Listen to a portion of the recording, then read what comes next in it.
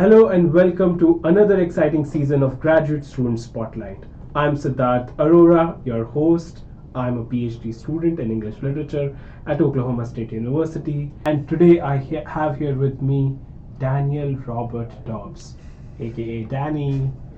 Danny is a second year PhD student in Screen Studies program at Oklahoma State University. His research interests include American cinema in post Vietnam years, the evolution of high concept filmmaking in the 1980s, and the work of Joel Silver and his production company, Silver Pictures. His current project aims to periodize different representational waves of the Vietnam War in American cinema between 1978 and 1990. Danny, welcome to the show. We are very excited to spotlight you. Thank you very much. I saw you snuck my full name in there. Yes, it is Daniel Robert Dobbs. Yes. But very happy to be here. Always pleasant to be recognized, like being in the part of the student spotlight. I appreciate it. You know, you have done so much building this up, and so like I'm honored to be a part of it. Thank you for having me. Oh, thank you. We are very excited to have the opportunity to spotlight you. And you've been here for a while. You were a master's student, and then you became a PhD student here. So we're excited to have somebody who has had a long time at OSU and is still in the process of getting the PhD. Oh yeah, still well into the process. I get questions every now and again, like, hey, how many years of coursework do you still have left? And I'm like, oh, I got a bit more time. And I think a lot of people forget, yeah, I was here for my master's as well, but that's okay. This is the only place I've envisioned myself, and I'm very blessed to be here for both my master's and now for my PhD. And for anybody who knows Danny, Danny just absolutely loves films, and I've had the opportunity of taking a couple of classes with Danny, and it was absolutely amazing. So one of the things that I always thought that I wanted to know about you was, Danny, why and how did you become a film student? Yeah, so it does branch back a little bit into probably my middle school years. So I watched movies growing up. I don't think dissimilar from anyone else, but there was one specific film, The Silence of the Lambs, which, if you're familiar with it, it's not necessarily a film that most middle schoolers are permitted to watch. It's a serial killer drama / horror mystery suspense thriller ordeal, but it's a very prominent film in American history. It's a very popular film. One of 3 films to ever win the Big 5 Academy Awards: picture, actor, actress, director, and screenplay. Oh, wow. But so when I went to my parents and I said, hey, I really want to watch this movie, they said, no, absolutely not. You got to wait. I think they said wait till high school, which I did, to my credit. But I did everything I could to learn everything about that film before I got to high school to watch it. So like I read the novel it was based on, the Thomas Harris novel of the same title.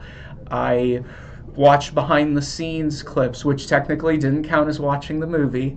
But you know, whether it's Jodie Foster, Anthony Hopkins, the screenwriter, Ted Talley, Jonathan Demme, the director, it just invoked a certain passion in me that I didn't know up until that moment, that I cared that much about something outside of like sports, for example. So that carried over into high school. Finally got around to watching the film, loved it. It's one of my favorite films of all time by far. And then around the time I was a sophomore in high school, taking English, there was a teacher that I had, she was Miss Amon, Mrs. Amon at the time. She's since Miss Vandis, but she really instilled in me English, teaching English as a passion, and she also showed me that film is a branch of the English department, which I do think relates itself in a lot of ways to what attracted me to OSU, was this idea that, oh, it's English department, screen studies program within the department. And I thought, you know, from that moment on, I wanted to teach. I wanted to teach English, and then even more so, I wanted to teach film specifically. So that is what got me through the rest of high school with that mindset. I got into Southeast Missouri State University as an English education major. And then it was around my sophomore or junior year where SEMO implemented their minor in film and literature, which that sort of even more reinvigorated this idea of, okay, yeah, I'm on the right track. This is the plan. This is what I want to do. I graduated. I was secondary certified, so I taught high school for a year at Maplewood Richmond Heights High School. Shout out to the Blue Devils. It was a phenomenal experience. I got along very well with my mentor teacher. We still talk weekly to this day. Actually, I'll talk to him tomorrow. But he shaped me, my teaching in so many ways that I'm very appreciative of, and working with those 10th grade students too. They were great. That being said, around the time the pandemic hit, around 2020, I did have a lot of self-reflecting on, am I okay with being at this position, nothing more, stopping right then and there? And with all that downtime that we had from the lock-ins and all that focus on internal self-reflection, mental health, I determined that I wanted to take it another step further. I wanted to teach at the highest level possible, at the college and university level. And then it became just a huge research project on which school would I be the best fit for and which school would be the best fit for me. And it was quite extensive of a research process, looking into different programs, different departments, but ultimately, different schools. Ultimately, though, it was Oklahoma State University that stood out to me for a number of reasons. Number one, like I said, the fact that they had a screen studies specific program housed in the English department was very enticing to me. The fact that it is still in the Midwest region, because I'm from St. Louis, Missouri, so it's about 6.5 hours away, not too far, but far enough.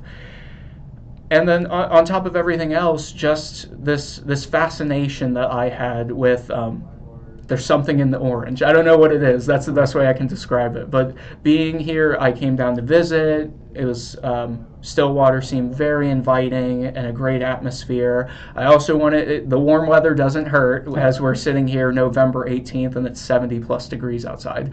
The warm weather doesn't hurt necessarily in that regard. But all of that is to relate it back to, film continuing to be just that driving motivation. The way I always describe it to people is teaching is my skill, film is my passion. And I think the two marry well together in that regard.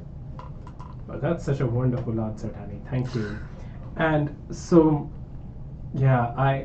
going back to Silence of the Lambs, like my parents somehow never stopped me from watching any kind of movie when I was young. Oh, you're so lucky. So I was really lucky, but at the same time, my peers at the time were like, why are your parents letting you watch all of these movies? And it was a very funny thing.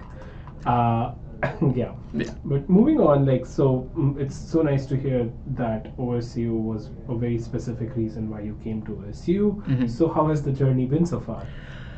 Like I said before, I couldn't imagine myself anywhere else. This is, whether it was the master's or currently as the PhD, it has been a long road. I will say that, like as any other graduate student who's gone through however many years of the process, they know every day is a different challenge in and of itself, but if there wasn't a challenge, what's the point of doing it in the first place? It's a challenge I welcome, and throughout the process as well, I think people, yes, they think I've been here 4 years now, this is my 4th year, but as far as my maturation goes emotionally, I came in at 23, and now I'm 27, so just having those developmental years being spent here in this environment with the supportive group, I really think can't be overstated. Whether it's working with Dr. Jeff Menney, Dr. Greg Ewan, Dr. Stacy Takis, my screen studies committee members, whether it's being surrounded by graduate student fellow colleagues who are going through the same grind and we're the best support group for each other. I have to say that I couldn't have envisioned a better experience during my time here, and really that's a testament to the community, the culture that has been established here by people who were here before me, by the faculty members that have been here. I know I'm just going on and on and on about how much I care about this program and how much it's done for me, but it's because it's the truth. I feel the same way. I think it's such a fascinating thing about this program that no matter who you are, where you have come from, and what your research interests are, the faculty members are always there to help you. And if you are willing to spend time, actually listen to them, take their feedback, work on it, and do the hard work, they are always there to help you out. And it's such a welcoming environment. Everybody gives opportunities to everybody, and it's a very fun, welcoming, supportive environment. And so, I have one question that I wanted to ask you about Stillwater and OSU in general. But I'm gonna say, what do you like the most about OSU? And you can't say the football team. Well, not right now. I can't. That's for sure. Even if it was taken off the table, I've said this before, where it's, you move down to Stillwater, everyone seems inherently nice. I mean, That is true. you don't hear cars honking horns that often, or even just walking by, you see people, you say hello. It's a very small town atmosphere for a college town, Yeah. and I enjoy that. I also appreciate the fact that the university and the community work in tandem with one another, Mhm. because I don't think that's always the case with certain college Mhm. towns, but it seems like they have it down to a science here, where for whatever reason, the culture works. The culture manifests itself from the college working hand in hand with the city of Stillwater. And that being said, the food's not bad here either. I'll throw that in as well. But it's a fun time. Thank you. Yeah, I think my favorite thing about Stillwater is the lakes. Yeah. I mean, I mean, I was dog sitting this summer, so I did walk the dog a few times and take her out to the lake occasionally. Although it was so hot here during the summer, usually the dog would take walk a quarter mile, then sit down and decide, nope, take me home, take me home. I don't want to be here, because she also tried to jump in the lake a few times, but I didn't feel comfortable letting her do that. Not if I'm watching someone else's dog, but no, I agree. The landscape itself, it's also like a beautiful scenery. yeah, and the sunsets are stunning. Oh yeah, the sunset, the garden on campus, everything. Like, I'm pretty sure the horticulture program and the landscaping here is like top notch, nationally of course. recognized, Yeah, and they earn it. They earn it. They absolutely do. absolutely. So moving on to your research. So you researched 90s cinema. 80s. 1980s, sorry. Yeah, yes. that's okay. So, would you like to tell us something about the 1980s and the cinema? Yeah, so I want to be clear that it has been instilled in me since I've been here that periodizing based on decades can sometimes not seem as though it's the most accurate or most beneficial, because it's not like people were making films till December 31st of 1979. Yes. Calendar turns, all of a sudden, oh, we're going to make new pictures.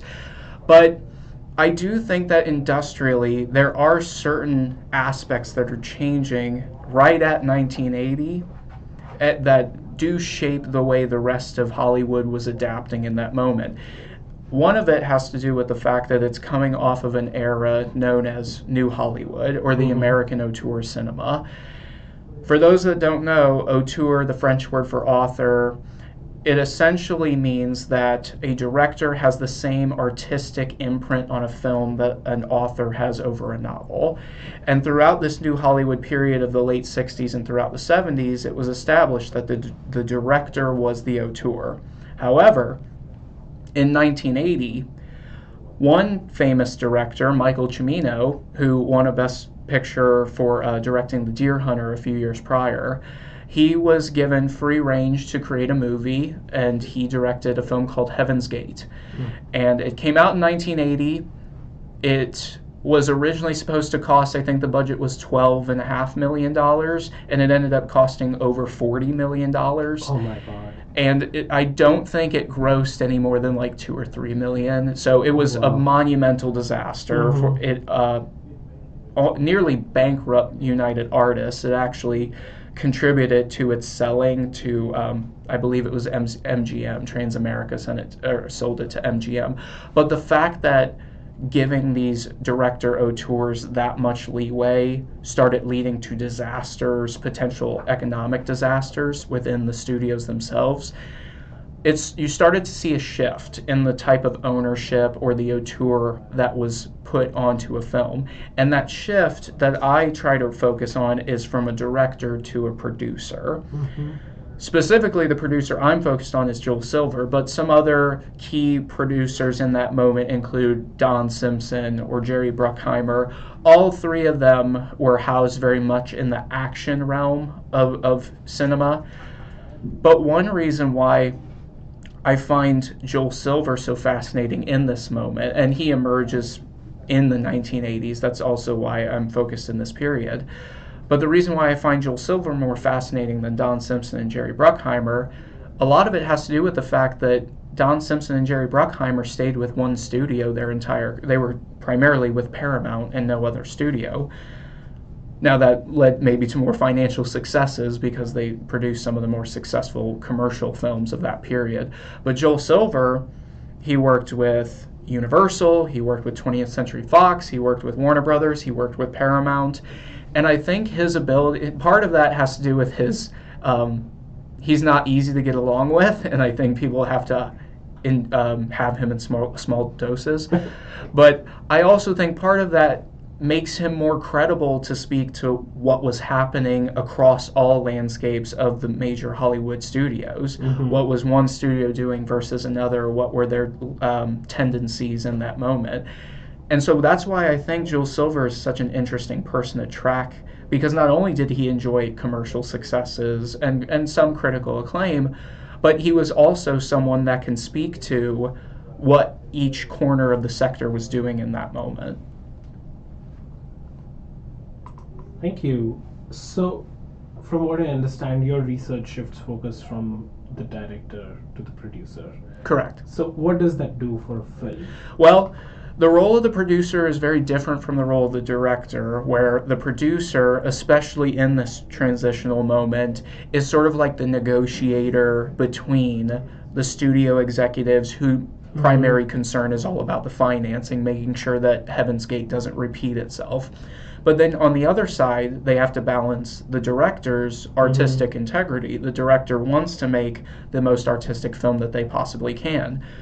A little bit before the 1980s, a good example of what the role of a producer is when Al Ruddy produced The Godfather, where he had to balance the studio demands of whether it was Robert Evans, Bob Evans, and Charlie Bluhdorn versus the artistic desires of Francis Ford Coppola.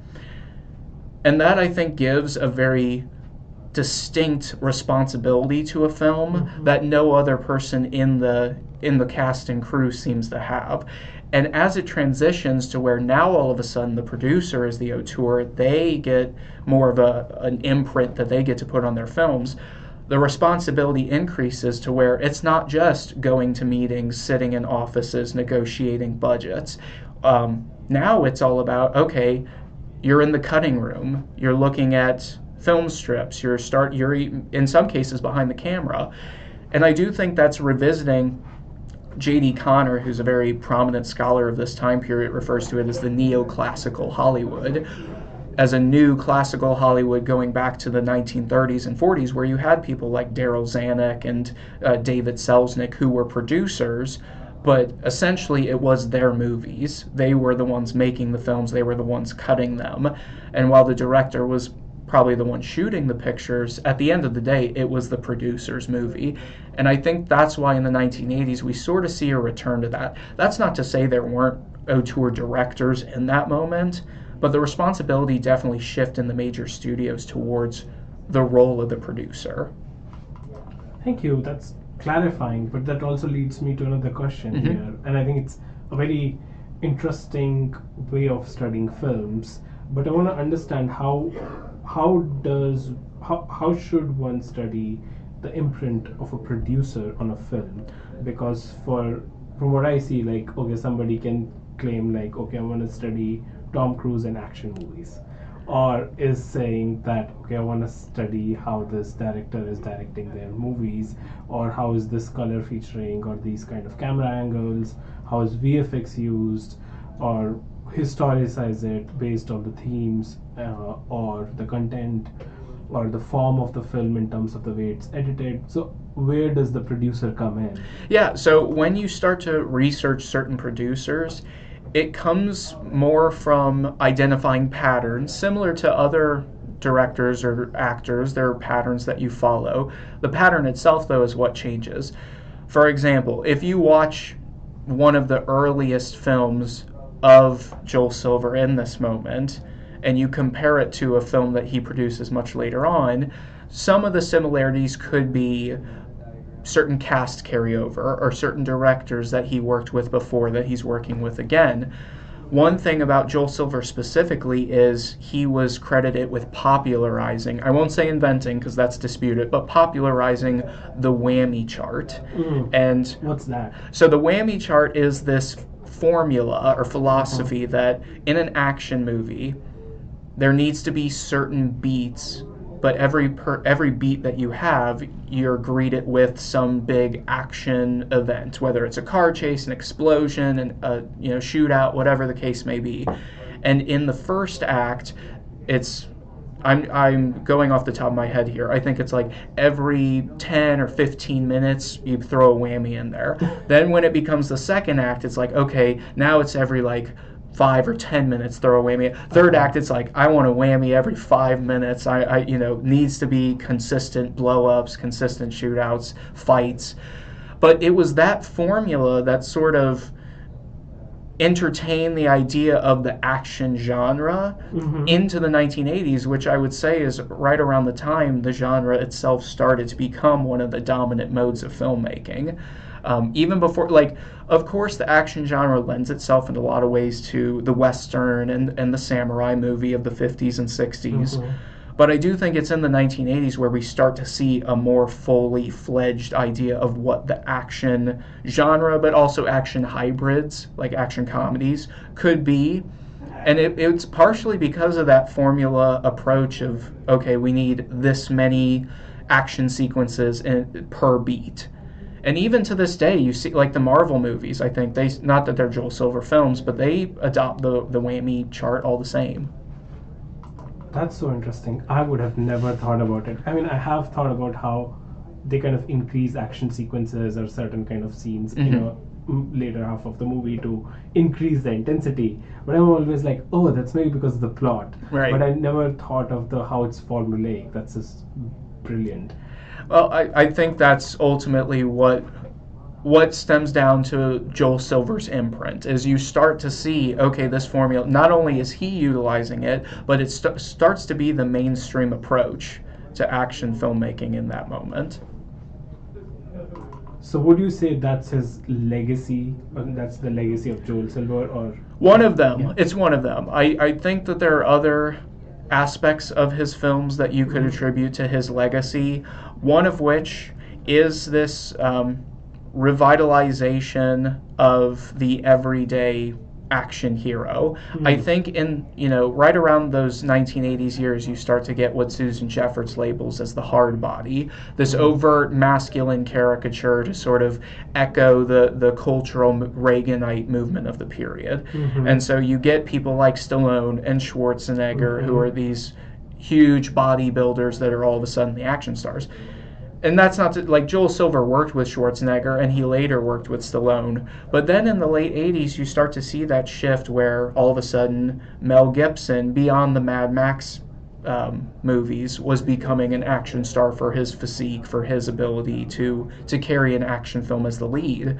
And then with Die Hard, the same way with Bruce Willis.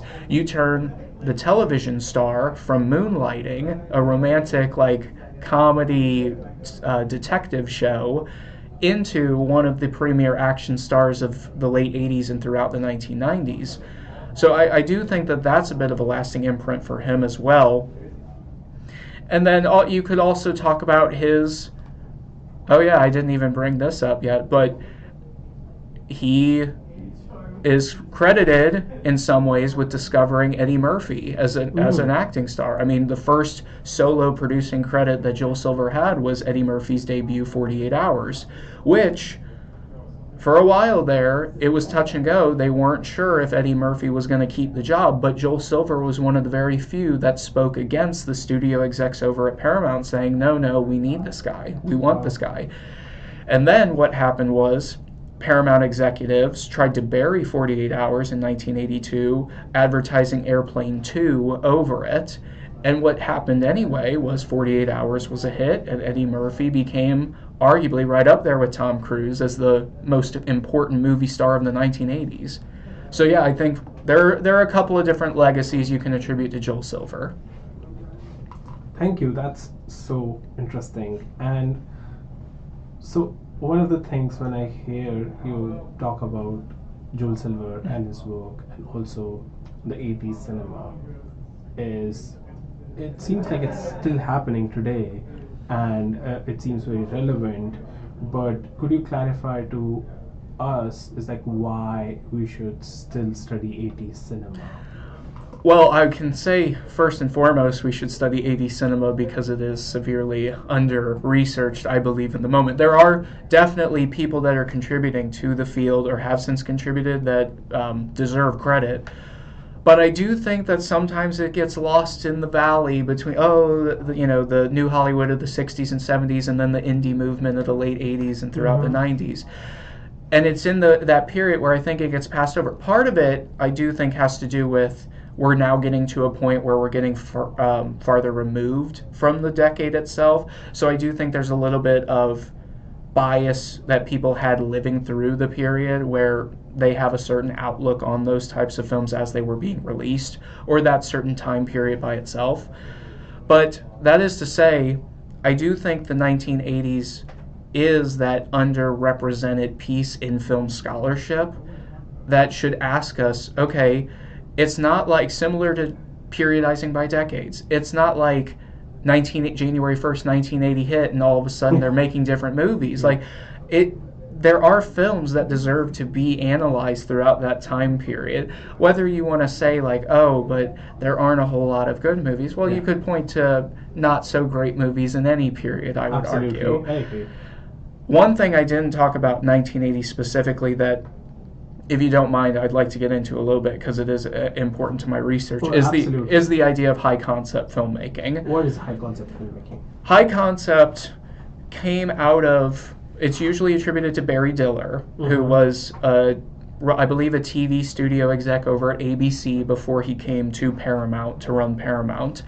And he approached filmmaking the same way he tried to approach his TV pitches. And it's this idea of a pitch. Your film idea can be succinctly delivered. Steven Spielberg would later go on to elaborate 25 words or less. If you can tell me your film idea in 25 words or less, it's probably going to be a good movie. Now that statement alone is debatable. Like I don't know if I necessarily agree with everything that Spielberg said in that regard, but it is the idea of that high concept filmmaking became known, not just focused on necessarily the depth of story plots or character arcs, but it's more focused on the stylized image and narrative simplicity or narrative predictability. Whether or not that's done well or not done well is a subjective case study in of itself. But I do think Justin Wyatt, who's probably the leading scholar on high concept filmmaking, he does it best where he gives his own high concept pitch for what high concept is. And he breaks it down to 3 categories: the book, the look, and the hook. It is even helpful that it rhymes.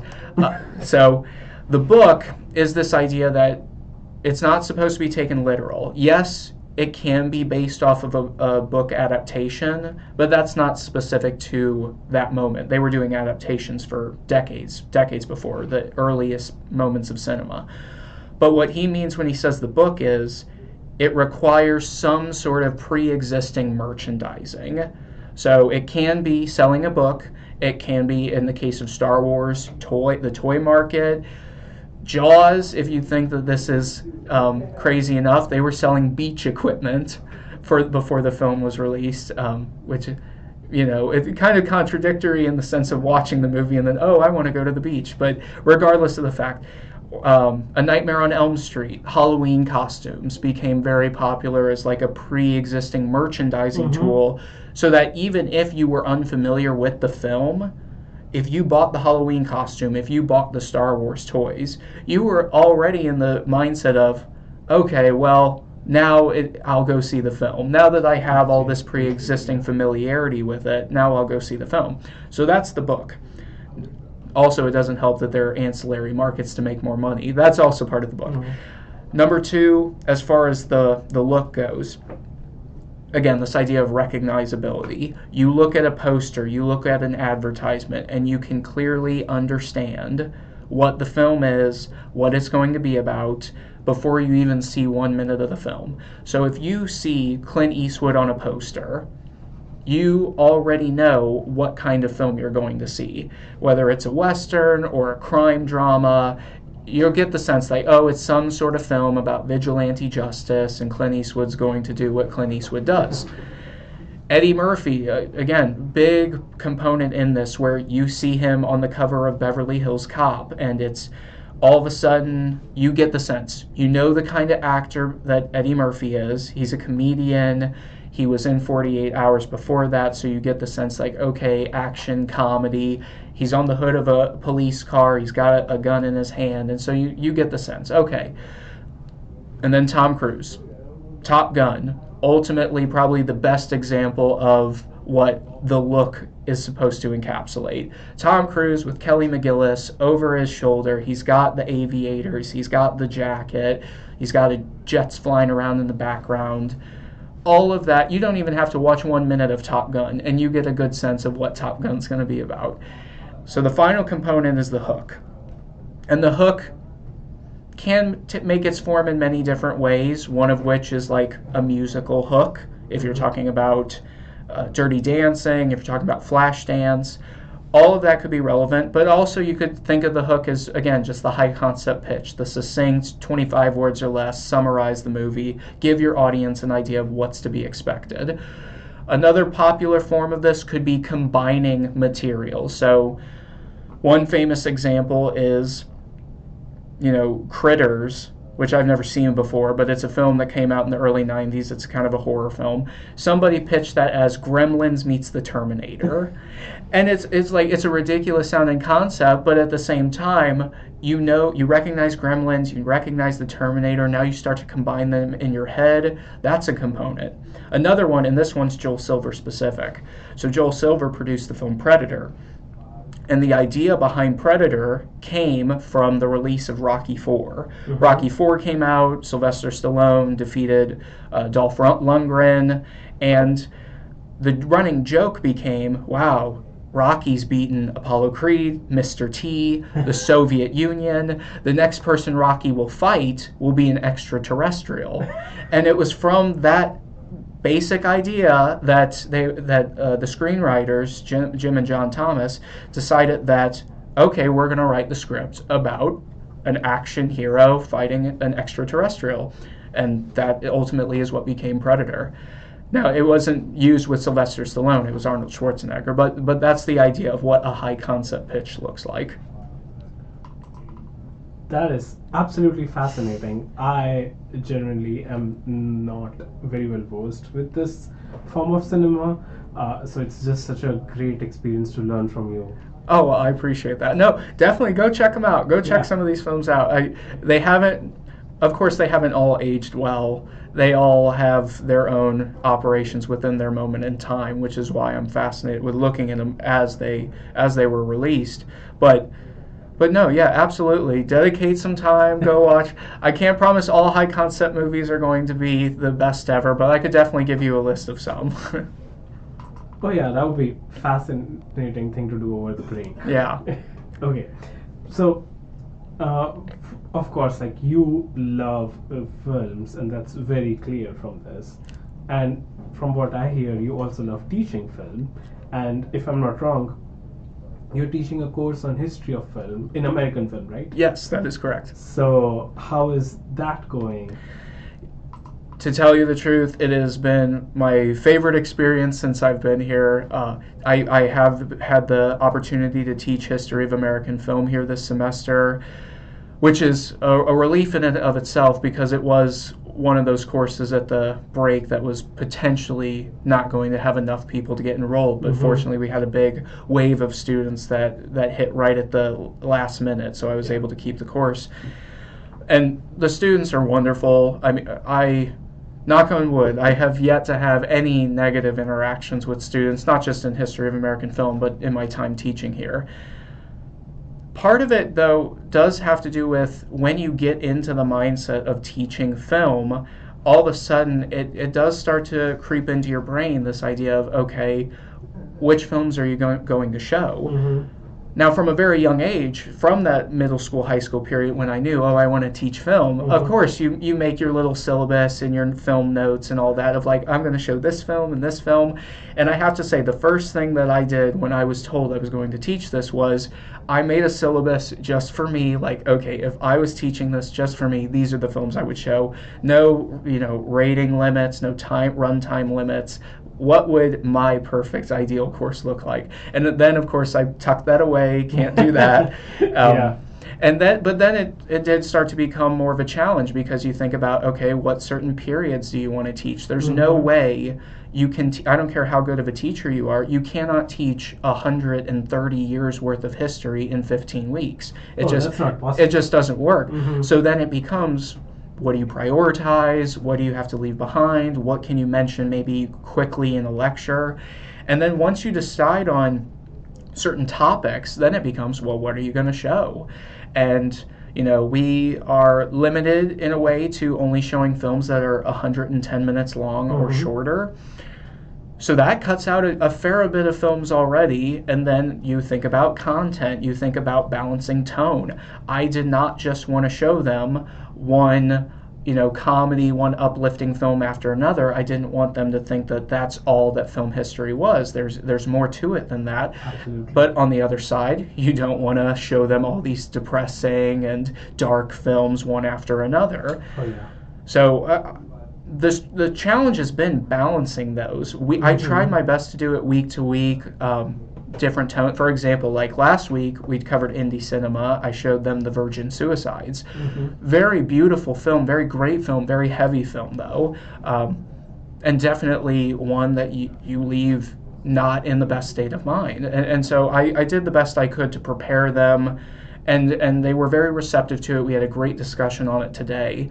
But this week we're doing digital age cinema, and I'm showing them Toy Story. So that's what I mean, though. That's that balancing act that I try to make sure that I'm giving them a good balance of what the history of American film looked like. As far as the activities go, one thing that I've tried to experiment with is this idea of, I don't know if it's project-based learning, game-based learning, however you want to phrase it. One period specifically, I think, that I was able to implement this well on was the Blockbuster Week, where we talk about high concept. And I think a lot of times people feel as though, I need to lecture 24/7. I need to always be the one speaking. And that's can't be more untrue. I always, whenever someone asks me about teaching advice, I tell them, you want to make sure that it is a dialogue between you and the students, because, we're all tired. Everybody's got other things going on. You want to make sure that you're engaging the students as often as possible. You want to keep them motivated to want to continue in the course.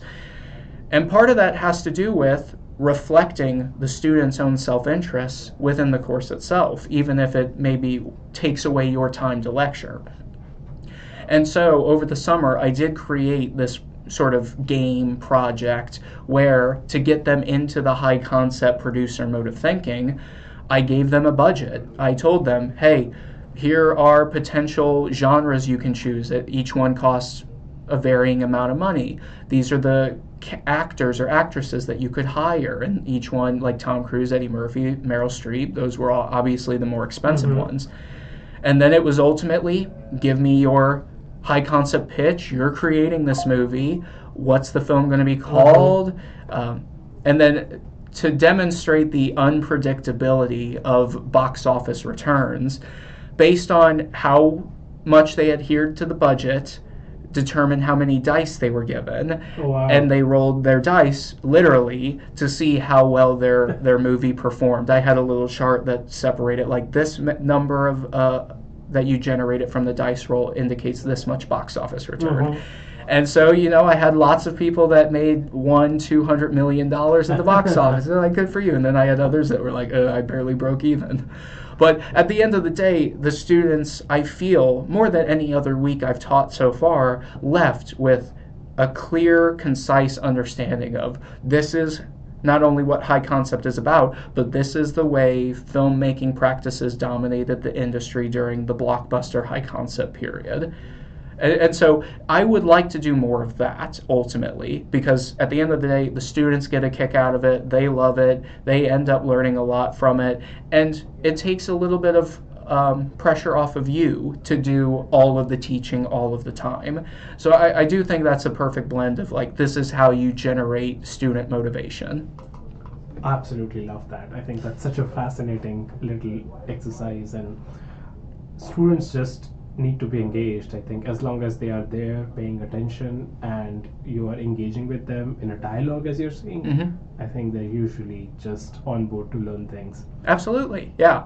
And it just always helps when they have those, like certain learners prefer to have their hands-on experience, and I think that provided to it as well. Yeah. So one of the things while preparing for this interview, I was thinking, how is it different to teach film from writing classes? Because from what I understand, you have also been an AD in tech writing and also taught tech writing, and you have also of course taught composition, Right. like all of us. Yes. So how has the experience been different in terms of the teaching practices? Well, as far as the teaching practices go, I will say that there is, with technical writing specifically, maybe more direct transferable practicality with some of the assignments that we do. For example, in technical writing, the first thing we usually ask them to do is create a job packet, write a resume, a cover letter, go out, find a job ad that directly correlates to their career path. And from that, they do, I think, get something out of it that they will later use in life.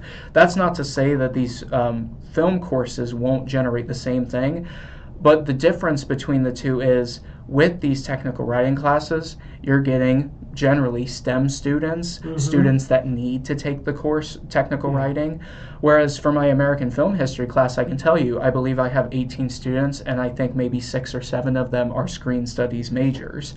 So even though you may have some adjacent majors like history or art theater, I do think that ultimately it relies more on how you teach it. And technical writing, it's more of like the content is built in already to where you can put certain twists on how you teach it, but at the end of the day, you don't want to change it too much, because then all of a sudden you're telling them, oh, it's okay to do XYZ on a resume, when it's not in the professional world okay to do those things. So I think ultimately it has more to do with like creative control over shaping the structure of the course, whereas technical writing, it's more to the point, straightforward of XYZ, this is how you teach it. And do you think your experience in teaching other courses has shaped how you teach film? Absolutely.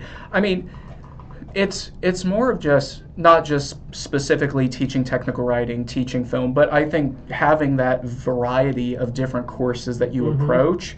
Also, what comes with it is you're teaching different students, and that's in my opinion what shapes it more than the course itself. Is if you are working with different types of learners, different types of students throughout the time you're here, that is ultimately what's going to improve your skills as a teacher. Yeah, yes, you can fill up your CV with all these different courses you've taught, but if you're working with the same students over and over and over again, ultimately you're not going to grow as a teacher, in my opinion. You're not going to face, eventually every teacher does it. You're going to face a student that you're just not going to get along with. How are you going to work with them? Those are important questions to ask. Those are important moments in a teacher's career. And ultimately, I think if you just stay housed within one specific branch of your specialty, you're cutting yourself off from potentially growing from those experiences.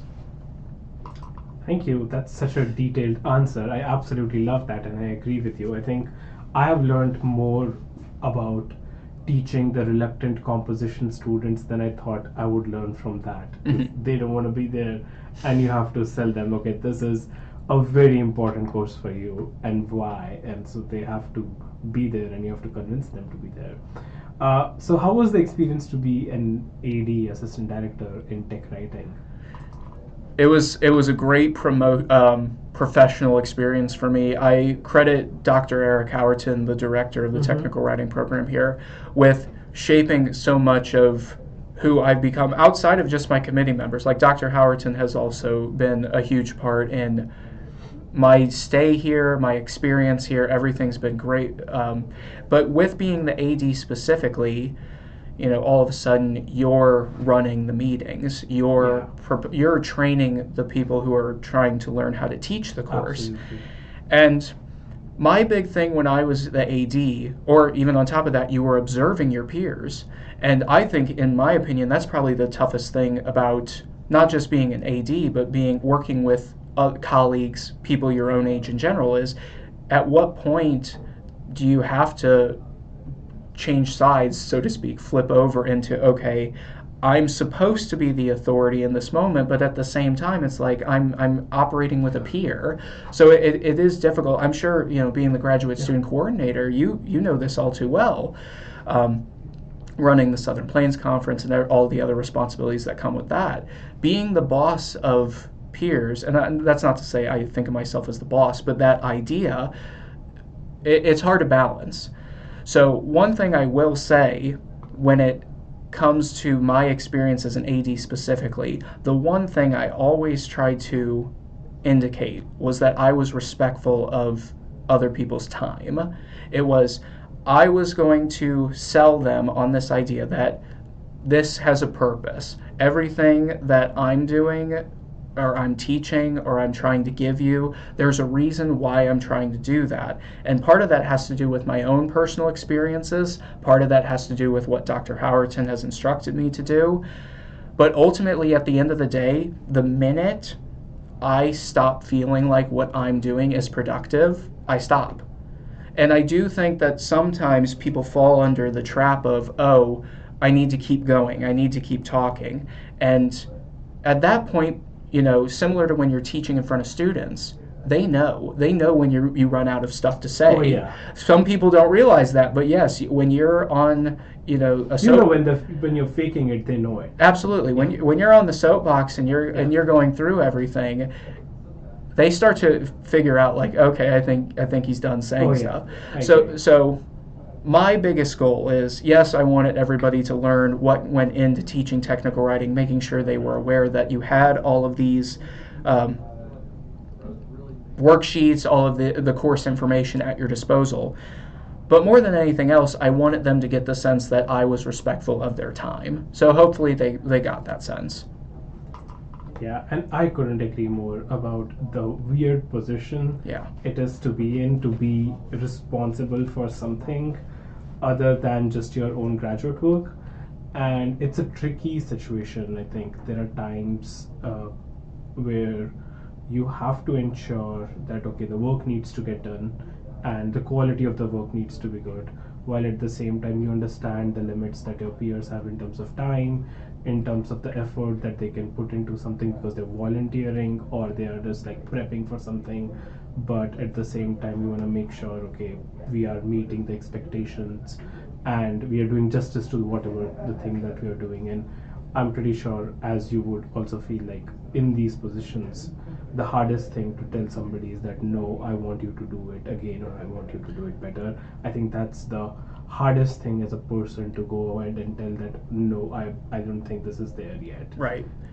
and no matter how much we try to say, but like, and the other person may feel good or bad about it depending on their attitude, but it's not an easy thing to say when you're in that position. Absolutely not. No, I agree. When it came to reviewing classes, my peers teaching, I mean that it's a very difficult position to be put in. If you need to be critical, how do you go about doing it? Mm-hmm. Again, I've been fortunate to where the people I observed were, very skilled teachers, but any difficult conversation that needed to be had, I would always just recommend for anyone who's struggling with that, conference with the superior first. So in my case, Dr. Howerton, coordinate with him. What do you want me to do? How do you want me to approach this? Because this is another thing that I think people don't take enough advantage of, is whether it's Dr. Howerton or someone else, they've been in those positions plenty of times over. They have plenty of resources and experience to offer. So I do think that there's a lot to be said about, beyond just thinking, oh, I have to handle this all by myself. No, you don't. You don't have to handle it all by yourself. You have a support group in place in order to do that. I agree, and that's why we're in graduate school. Nobody knows everything. Right, all exactly. here to learn. Yeah. It's such a silly idea that, oh, I am this person, I know this or that. Oh, we're all here to learn.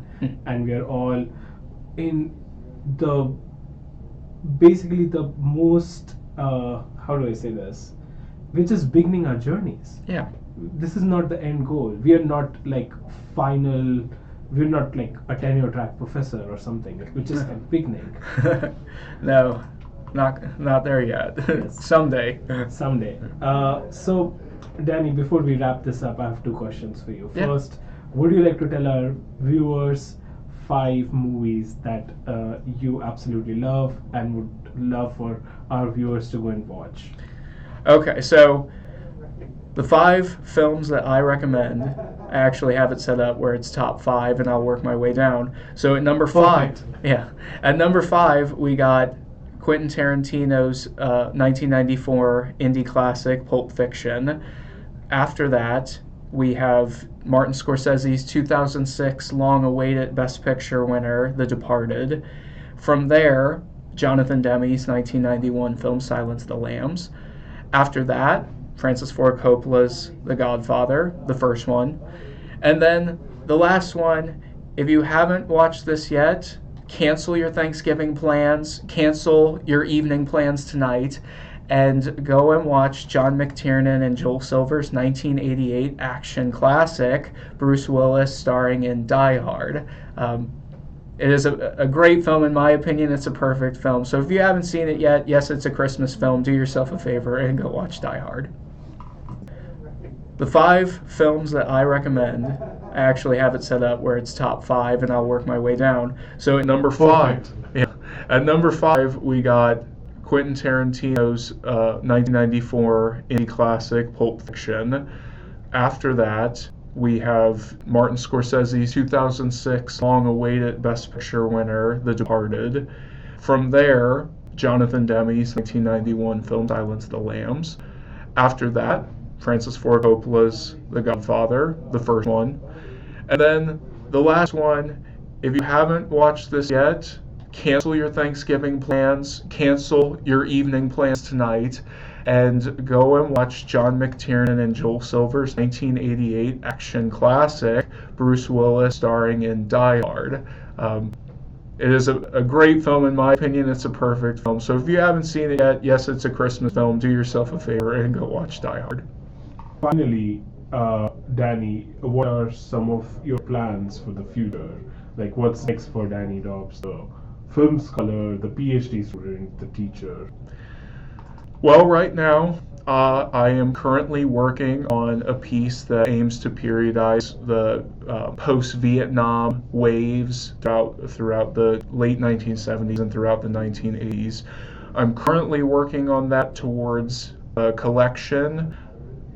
The deadline passed, and I was informed that I'd let know if it was accepted, whether it was or wasn't. So either way, I just haven't heard back just yet, but it should be coming up soon. And then otherwise, I think the aim here needs to be starting to look more towards articles, submissions, getting published, whether it's in the Journal of Cinema and Media Studies, whether it's film history, film and history.